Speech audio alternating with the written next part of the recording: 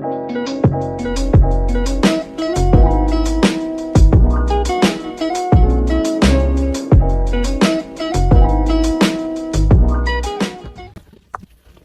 everybody, welcome to my channel.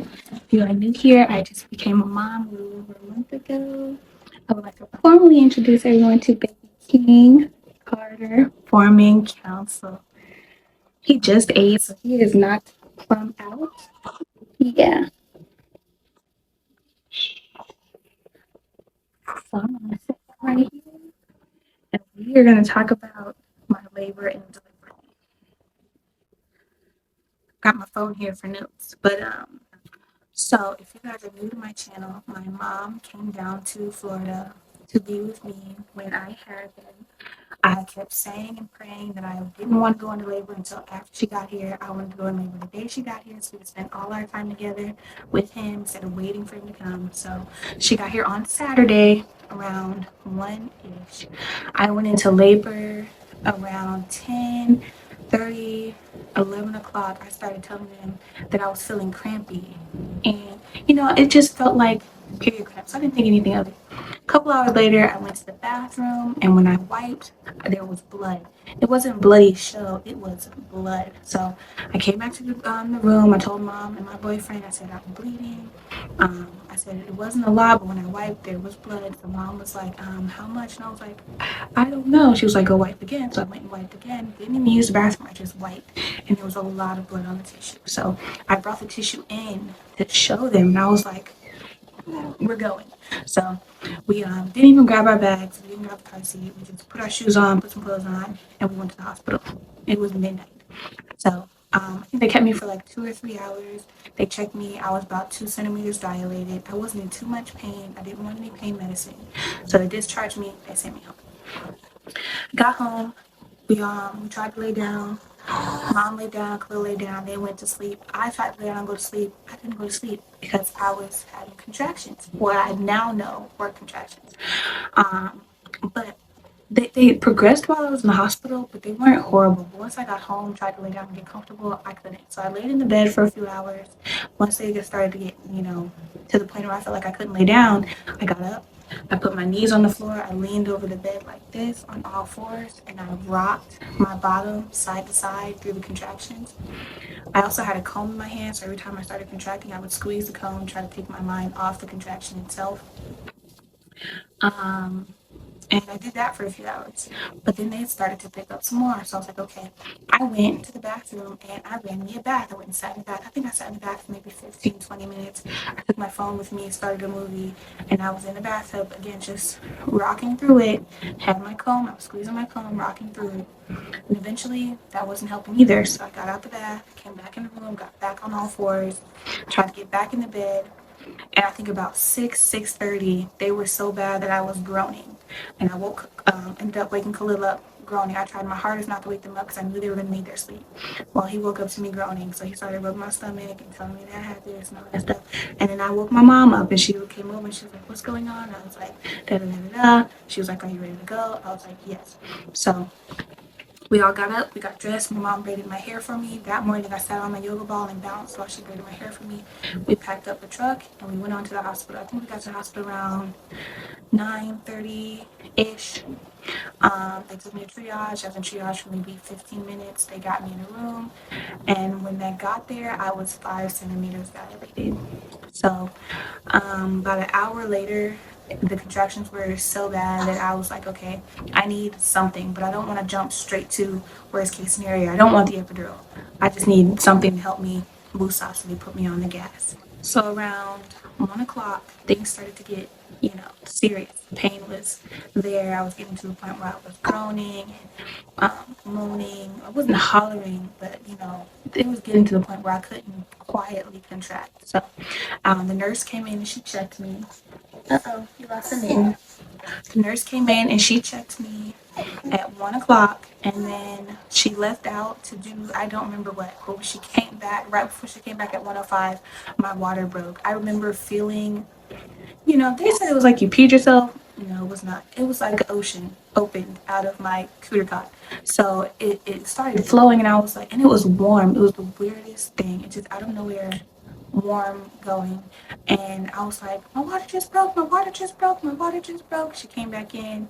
Mom was like, she just said her water just broke. So once my water broke, the contractions really started kicking in. So about around 1:30, I was like, okay, I need the next level of pain management. So that's when they gave me, don't ask me what it's called. I don't remember. I just know it was a narcotic that they put in the IV to kind of tame the contractions. It didn't stop them. It didn't stop the pain, but it kind of tamed them a little bit. So that helped for a little while. So I had that, and I still had the laughing gas. Now, to me personally, I don't feel like the laughing gas actually helped. Every time I contracted, I put the mask on.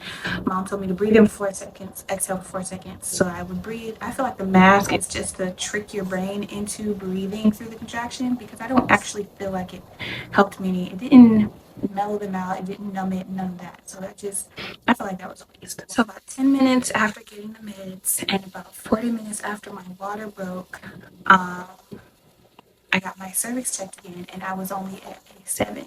So I felt like I went from 2 to 5 really fast, even though it was like 6 hours. But then I felt like it took me forever to get those 2 centimeters from the 9 o'clock when I got there at 5 to 1 o'clock in the afternoon. I'm only at a 7. So I felt like it was taking me a long time. But the nurse did tell me that once you hit the 5, it takes a while to get to 10. So 1 through 5 goes fast, 5 through 10 takes a while. So after my cervical check, they turned me over to my side, put the peanut ball between my legs to try to help my cervix to open up quicker. That was not comfortable at all. Like, and it wasn't about the peanut ball being between my legs. First of all, my legs were like it was a big peanut ball, so my legs were open wide. It wasn't, hi man, it wasn't about my legs being open. It was laying on one side, and it's like it moved the contractions all to one side. So it was very uncomfortable. I just couldn't find a comfortable position to be in during labor. Once I got the medicine in my IV, I tried my hardest to take a nap, because mind you, I had been up since 7 o'clock Saturday morning, and now it's almost 2 o'clock Sunday afternoon. So I've been up for a long time. My body's been going through a lot. It's been going through this whole process of trying to get this baby down. I was exhausted. So I turned over. I tried to get some sleep, but the pressure, it went from contractions to pressure. And I don't know what the difference was, but I remember saying the pressure, the pressure. Like the contractions were down here, they felt like real bad period cramps, but the pressure was only on my right side, and it felt like someone was digging into my stomach from the outside. It was really bad. So with the pressure being so bad, I was like, okay, this has to be it. I have to be ready. Let's get checked. So the nurse came in. I told her my pressure, how bad the pressure was.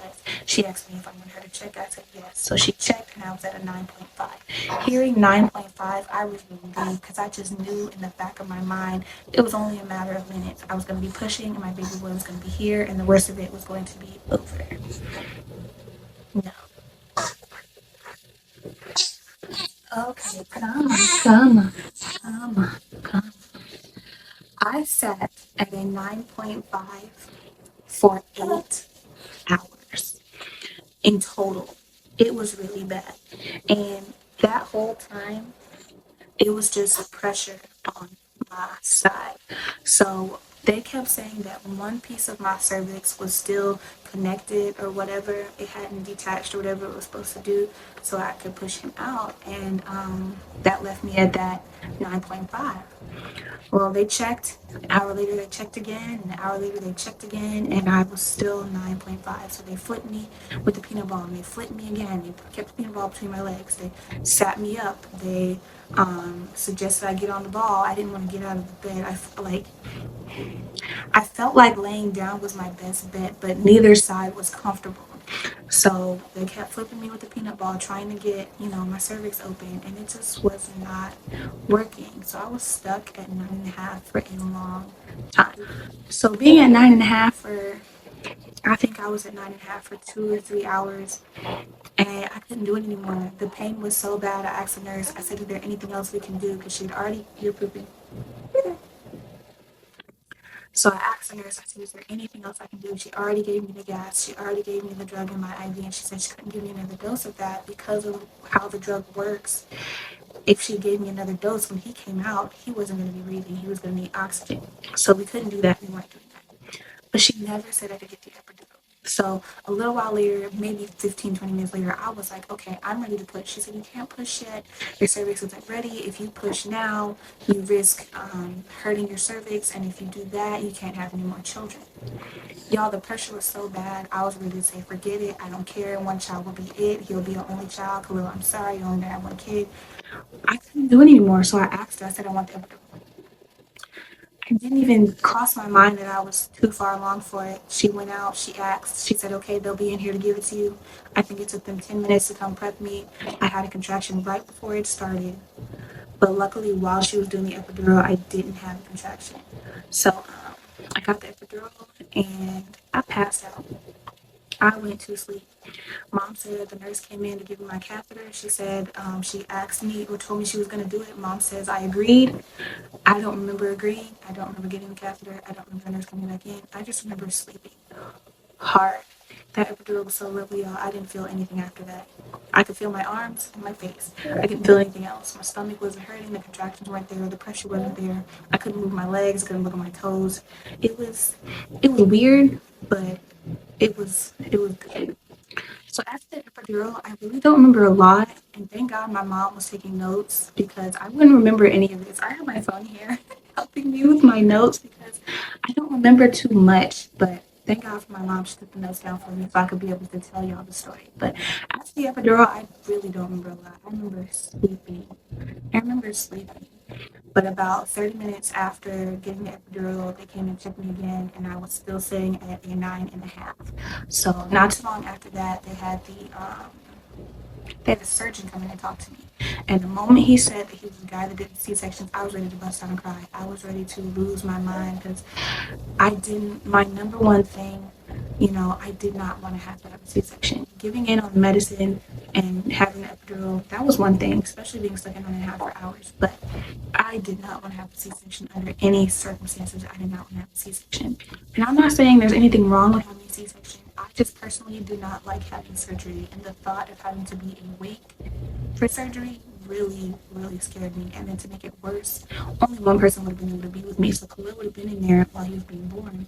But mom wouldn't have been able to be there. And I wouldn't have been able to be the first one to hold my baby. They would have took him out and gave him straight to his dad. No offense, Khalil. No problem. No problem with you holding him. I just wanted to be the first one to hold him, do. So I really did not want to do that. So he checked my cervix and he said that we could wait a while longer. They kept flipping me. They ended up putting you know how they put the little things on your stomach to monitor the baby? They ended up putting one internally inside of me to monitor him and to monitor myself. I do remember having to be put on oxygen because his oxygen started to become low. I had to get medicine because my blood pressure started dropping after the epidural, and they were still flipping me from side to side trying to get my cervix to detach, and he was not having it.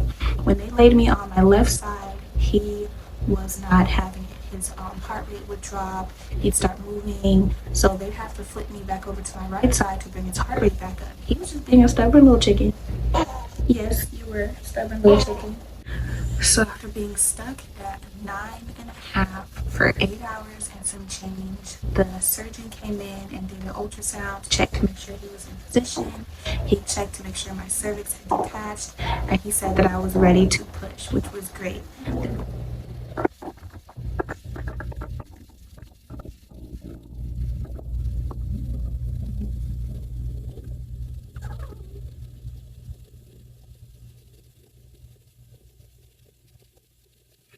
The nurses started getting me into position. The midwife came in. I did a couple practice pushes. Um, She first had me putting my hands behind my legs to bear down and push. Well, that wasn't working too well for me, especially since I couldn't feel anything. So it was kind of hard to feel where I was supposed to push at, but they had like bars on the bottom of the bed, so they put the handlebars up for me. I grabbed the handlebars and I pulled myself towards the handlebars, cradled myself over my stomach. Khalil and Mom were pulling my legs to me, and I pushed down as hard as I could. I just tried to imagine him coming down. Mom told me just think of him coming down my body. Imagine someone pulling him out. So I just had to imagine him, coming down the canal and going out, and I had to like push and think, okay, I have to do this. You have to get him out. Push, push, breathe, push. So I'm pushing. The first push to me, it felt great. But she kept telling me that last push was my best push. But every time I took a breath and went back in it, it felt like my push wasn't as good as the first one. But she kept saying that last push was it. That last push was it. So when I'd go back into that next contraction and start pushing, I'd think, okay, do what you did last time. Grab these handlebars, push your baby out. You want to need him. You got to get him here. Push him out. So after a little less than an hour of pushing, my beautiful baby boy was born April 29th on his Nini's birthday at 12:11. He weighed 7 pounds and 7 ounces, and he was 21.5 inches long. We have been rocking this motherhood thing for a little over a month, and honestly, this is the best journey I've ever been on, and we just started. But it's been the best journey ever. Yeah. All I can say is I thank God, first of all, foremost, for this beautiful blessing, the beautiful journey, and getting me through labor and delivery, because there were moments I didn't think I was going to make it. I knew I didn't want to have a C-section, but there were moments that I was just ready to quit. I was ready to give up, especially when that pressure hit after being at 9.5 for so long. But without my mom and Khalil there, it wouldn't happen. They were so supportive. Every contraction, one of them or both of them were there. Breathe. You can do this. Breathe. Rubbing my back, rubbing my shoulders, holding a fan for me. They were there. Without them, I wouldn't have been able to do this. I wouldn't have been able to get him here without them. So it was an experience. But the next kid, oh, it's epidural on deck. I can get to 5 centimeters by myself, maybe 6 or 7. That is epidural on deck. So if you guys did not watch the labor and delivery vlog, I will link that in the description so you guys can watch that. But thank you for watching this video. This has been my birth story. Where are you going, roly-poly? This has been my birth story / meet baby case.